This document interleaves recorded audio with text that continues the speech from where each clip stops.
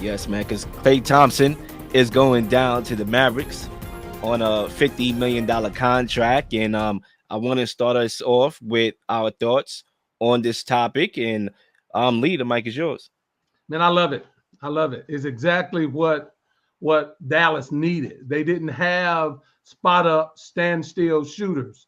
They lost Derrick Jones Jr. I think that was a loss. I loved his energy. I loved his defensive prowess. But Derrick wasn't a knockdown three. And when you have ISO players like Kyrie and Luca that are going to take up so much attention, and you have to double them. You need a person that can stand still. Now, Klay ain't the player that he was, during the championship run, but he doesn't have to be. He doesn't have to be. What he has to do is consistently knock down three-point shots. And that is a beautiful pickup for the Mavericks. It keeps them relevant in the top half of the Western Conference, and it was a tremendous get. I was hoping that he get. I kept hearing about the Lakers. That wasn't going to fit. This is a perfect spot for Klay as he scales down his career. He can just do what he does best, spot up, shoot. He's going to have a lot of wide open jump shots, and he has to knock those down. Tremendous pickup for the Dallas Mavericks. I mean, Zay, I'm going to jump in and then I'm going to let you go.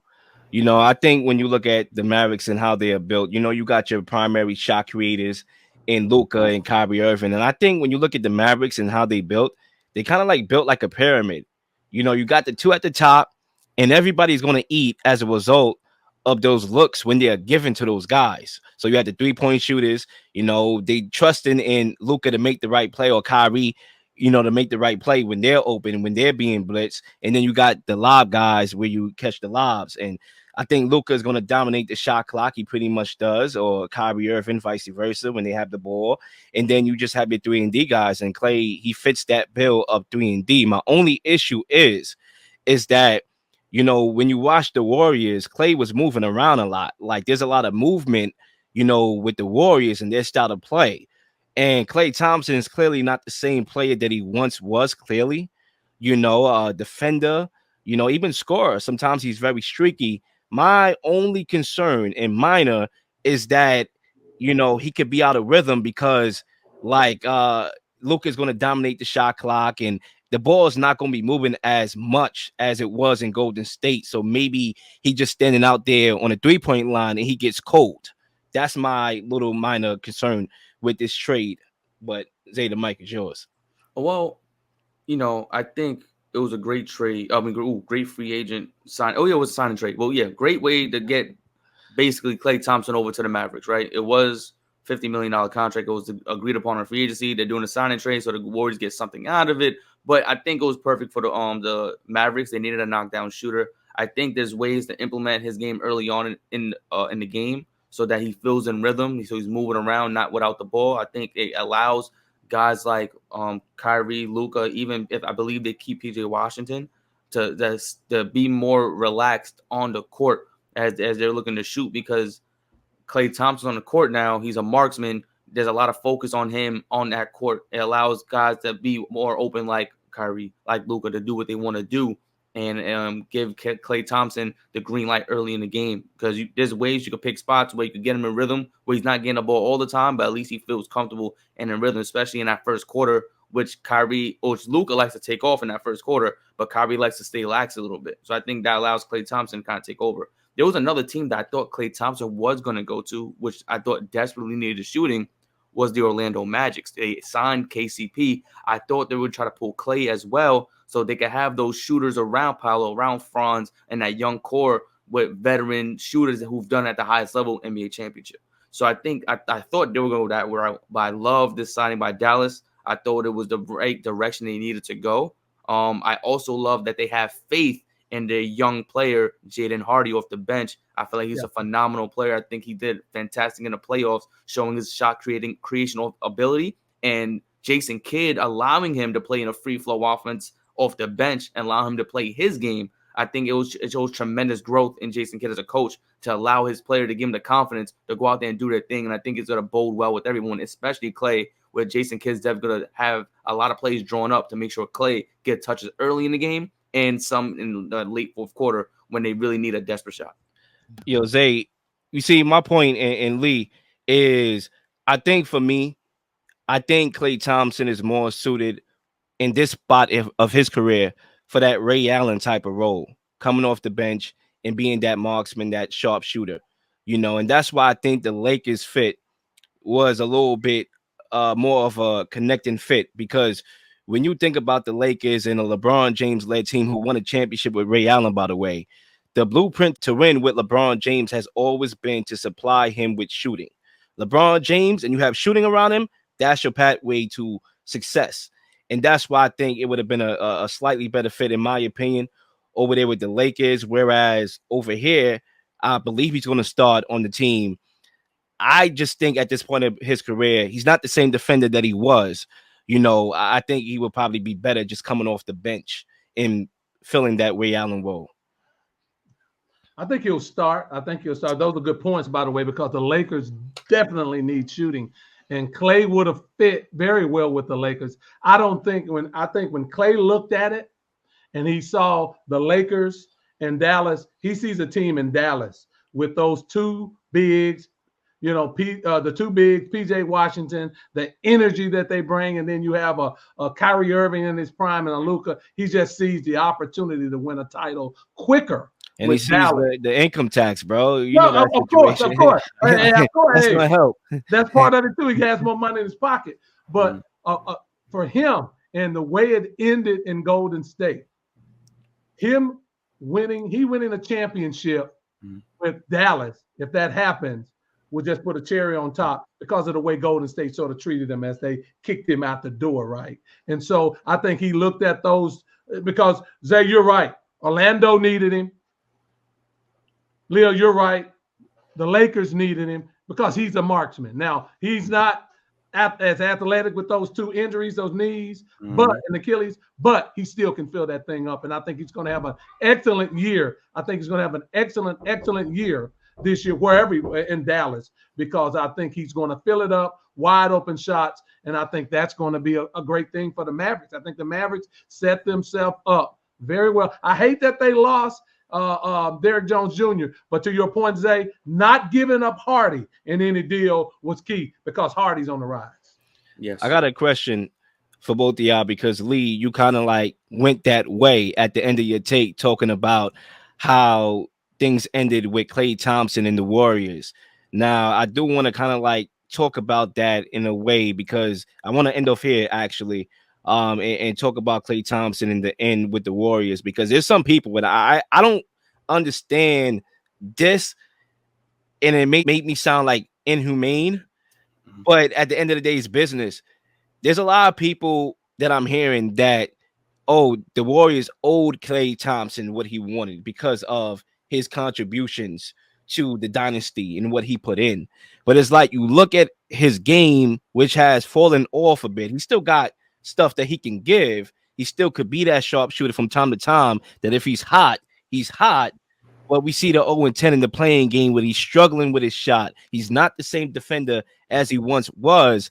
I don't think that the Warriors just had to cave into him financially when they have an obligation to make sure that they build around Steph and try to, obviously build around Steph. And that's what they try to do. They try to get Paul George on the team, and they prioritize trading for Paul George over Klay Thompson, and that didn't go through, obviously, because the Clippers is not going to trade him within the division, and then Klay Thompson feels a type of way, and then he leaves, and bridges are not mended. Like, yeah, I don't really have an issue with the Warriors prioritizing their best player in the face of the league and the team and Steph Curry. Like, I don't think they obligated to Klay Thompson despite the contributions, especially when you have a fan base who wants to win. Me personally, I think that the Warriors should have re-signed Klay Thompson. Right, I'm actually in that the group of people talking about. I feel like Klay Thompson, and we got to talk about this because not a lot of people talk about this. As great as Steph Curry is, Steph Curry has not entered a playoff series without Klay Thompson. He has not won a playoff game without Klay Thompson. And we have to understand that when Curry was having bad finals, when Curry wasn't shooting well in that NBA finals, and what finals are talking about. When Kyrie was out, when Kevin Love was out, Steph Curry was not shooting well with Dellavedova all in his face. Klay Thompson was the one that was shooing, that was helping out that team, was elevating. Yeah. You know, it was That of was course back everyone else. then, It bro. wasn't That going was down. It when wasn't Klay only him. Thompson was one of those ones. I You know what I'm understand that. I saying? understand That but was you back send in it the out there day. right now. Look, you said it yourself. Warriors did not get Paul George. They got rid of Chris Paul. They were looking to move Kuminga, Moody, Chris Paul, Andrew Wiggins, and a first round pick for Paul George. Right? That team, if Paul George would have went to the Warriors, that team was not lights out. That team's gonna go far in the Western Conference. That Western Conference is stacked. It's getting younger. The talent is getting younger. They're getting better quicker, and the Warriors are just falling out that window. It's just what it is. They weren't gonna be super better without Klay, and now they have nobody else. Like this team, I don't know what they're gonna do moving forward. They're apparently, I saw a report that they're trying to restrict Andrew Wiggins from playing Team Canada. Like they're blocking they that already off. have. He's not. They already playing. have. So Yeah. like I say this, right? I say the Warriors should have brought Klay back for the simple reason they had so many great years with him. Allow him to make it up, right? You should give him that opportunity to make it up. Let him get on his feet. Let him catch in the rhythm. Yeah, one really bad year, and then you give him the boot. That's crazy, especially with a guy who just won 4 championships with.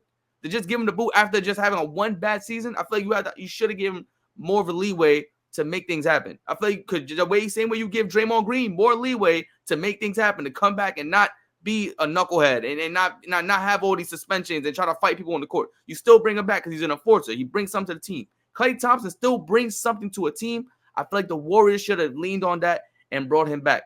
I know the report is saying that they wanted him to come off the bench for Brandon Podziemski, and he wasn't feeling that. He's like, I'm not coming off the bench for Brandon. I get that. And I think the Warriors should have worked with him based on the fact that how much success they had with him in that big three, him, Dre, and Steph Curry. I like I said, I don't know what this Warriors team is thinking. And I know Kenny's a big Warrior fan, so he's going to tell you another story. But it's not looking good for the Warriors' future with Klay not on that team. I don't know where does Warriors go without Klay. And it looks worse now because they didn't replace him. So clearly it looks worse. But if you're trying to, and I agree with you 1000%, I don't think if Paul George, if they got him, that automatically they was going to be a top contender. But I think over the time, they wanted to obviously build around Steph and get Paul George over there. They needed a wing player. Andrew Wiggins is cooked, so I can understand why they wanted to go after Paul George. And that came at the expense of them prioritizing negotiations with Klay Thompson. If I'm not mistaken, didn't they offer Klay Thompson a contract last year? They did. Yep. Exactly. So it's not like they didn't want to bring him back. They wanted to bring him back at a price. Klay Thompson denied it. And that kind of like started that disconnect throughout the season. And then you look at the ending of the season when he goes 0 for 10 and he's, high-fiving everybody like it's like he's about to retire. Yep. You know what I'm saying? Like, this spot we are in right now is no surprise to me that we ended up here. Look, I just say this. I think do they owe it to him? No. They lowballed him on that offer though. And that's the thing that I think Klay they paid Wiggins. They paid Draymond. And to Zay's point, I'll agree with Zay. No one had, outside of Steph, more to do with those championships than Klay Thompson. Now, does that mean you have to pay him for past services? No, he's been paid. He's been paid for past services. Yeah. But the old NBA does that. Where is the plan to go forward is my thing. So you don't have a plan to go forward. At least keep the Splash Brothers together for the fans and name recognition, because your plan to go forward is terrible. What you've done or tried to do, terrible. So you didn't have a plan. You thought that you're the Warriors and Paul George would want to come to you. No, Paul George wanted a max contract and he wanted us to win a championship. The Warriors are nowhere near being able to compete. And one of the questions you was asking the losers in all this certainly is the Golden State Warriors, because you're going to see Steph's last years, with the way the team is currently constructed, you're going to see a wasted talent similar to the last years of Kobe Bryant. And that's going to be a shame for the Warriors. So quick question, because the way y'all making it seem is as if after that Paul George trade didn't go through, that there was a grace period of reconciliation with Klay Thompson, which I don't believe it was. I believe that was it. Like, you prioritizing Paul George over me? No. Like, I'm out of here. I agree with you. I don't blame them. My point is, I don't blame them for trying to chase and prioritize a trade with Paul George and trying to figure out that contract later. But I do think Klay Thompson looked at that as disrespect, that you didn't really take care of me and you're trying to trade for Paul George, because it's not really about the money with him when you think about it. Like, he went to the Mavericks for less money. I think it's about the respect, and I think he feels disrespected that they moved him to the bench, that they lowballed him a couple years ago. And I think those things in the George conversation, I think all those three things played a trickle-down effect on fences being too far away to be mended. And that's why I'm like, I mean, could I really blame the Warriors? Like, You know what's wild? And I think if the Warriors would have got the trade that they offered right to the Clippers to make that happen, I think the Clippers wind up better off. They was getting offered Jonathan Kuminga, Moses Moody, CP3, which they probably would have waived them. I don't know if they would have kept CP3, Andrew Wiggins, and a first-round pick.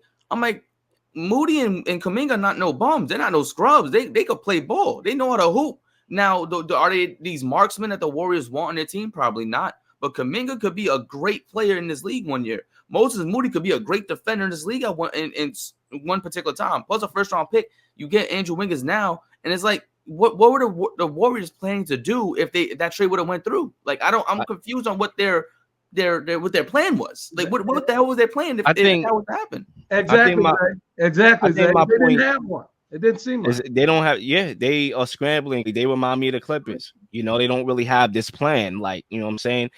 But I think for me, going back to that Klay point, like, I want to go back to my point that I originally made is, the Warriors, like, a lot of people feel that the Warriors owe Klay Thompson something. This is the same guy that if he gives us something a couple years ago against the Lakers in that game 6, we all know about the game 6 Klay. We ain't gonna pay him for the game 6 Klay. If he ain't showing up at game 6, he ain't show up. And if he gives you something, they win that series. Well, they win that game, and potentially in the game 7, LeBron James, Steph Curry, then it's like 50-50. You know what I'm saying? If he gives you something in the playing game, maybe you win that playing game and move on. But it was the young players in the first half that held it down. The Kumingas of the world, the Moonies, they held it down in the first half. Not Klay Thompson. He was too busy bricking. He went from being a splash brother to a brick brother. And I hate to say it like that. And I feel like in some ways I'm like kind of like being disrespectful to his resume and what he did before. But right now, the Warriors got business to handle. It's a different time. And I think they would have liked to have him back, but at a price that they felt that he deserved from how they viewed him.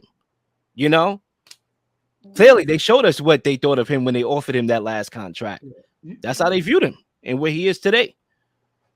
You make valid points, but you can say that about Steph in some games. You can say that about Draymond Green in some games. Draymond has not always been the pillar of success as well. I think Klay's mind, and look, nobody owes anybody. Klay got paid very, very well while he was winning championships. So you owing somebody, that's too big for me, right? You don't owe him anything.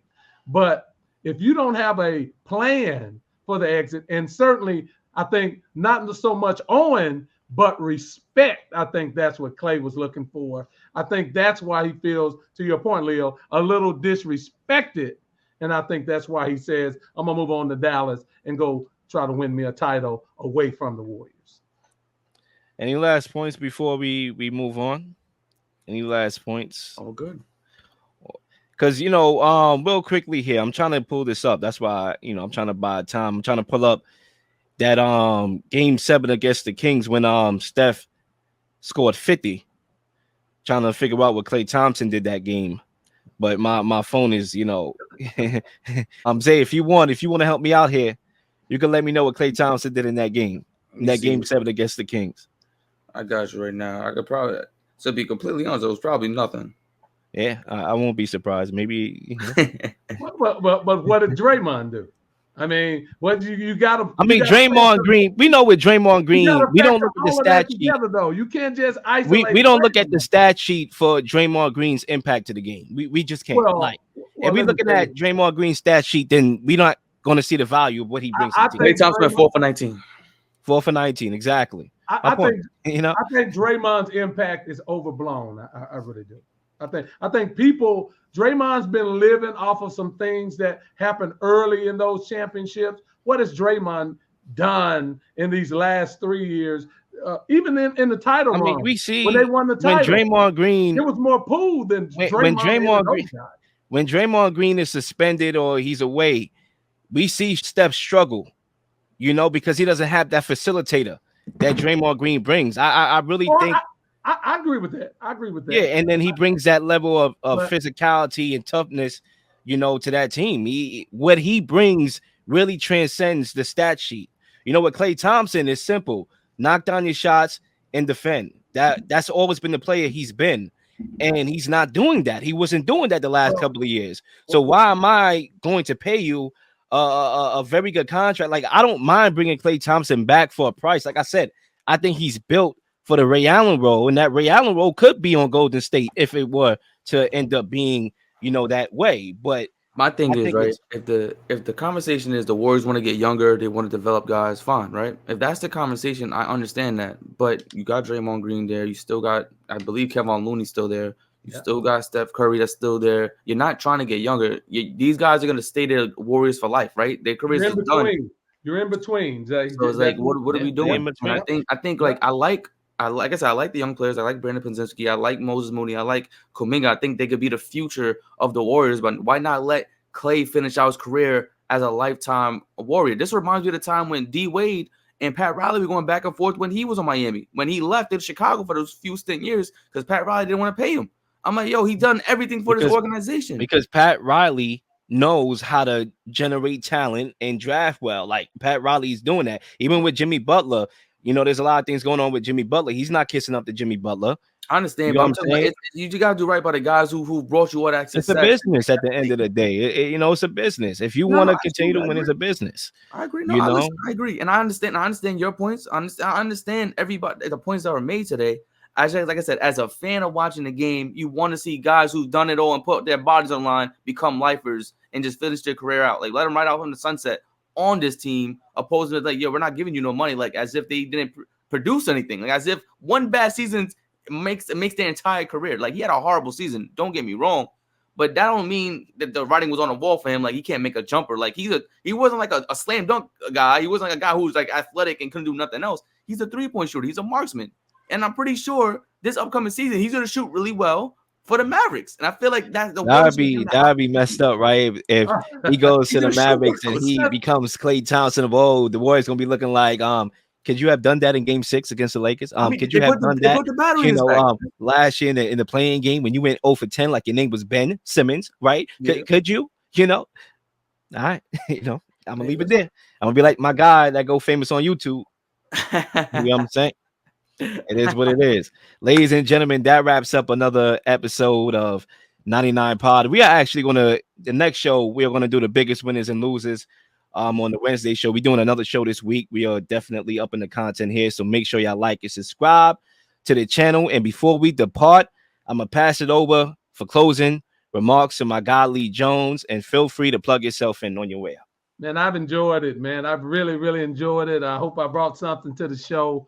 Love the hey, let me know. I love to come back whenever you want me to. This is what I like to do, man. And you guys have got something special going on here. And keep doing what you do, man. I love it. I'm gonna tune in. And like anytime you want me on, I'd love to come on. Go to ISF Productions. Look for After the Buzzer Sports Podcast. That's with me and my partner Marvin Owens. That's how we do it. We do it the same way you and Zay do it. But man, I'm gonna say this: I've enjoyed this hour and a half, and I look forward to watching you guys. And if you want me on anytime, I look forward to coming back on, bro. Appreciate it, man. And if you want me to come on your platform, just hit my line. You know it. The invitation's wide open, man. The invitation's wide open. I love it. Both of y'all, man. I love this, man. And this is what we do, and we have to support each other because there's a lot of trash out there. People not talking about the real stuff. We just had an hour and a half of talking. We didn't all agree on everything, but it was real, and that's the way we should keep it, man, because that's what the audience wants. Correct. And that's why you support new media. Absolutely. And Zay, I'm going to see you on Wednesday. And ladies and gentlemen, we are out of here. Peace out. Peace. Please like and subscribe for all the up-to-date content. You've been slinging shows left and right, slinging content left and right. Please don't miss anything. If you do, like, subscribe, leave a comment, or leave a question, something you may want to answer, something you may have. All ideas are great ideas. Nothing's a dumb question.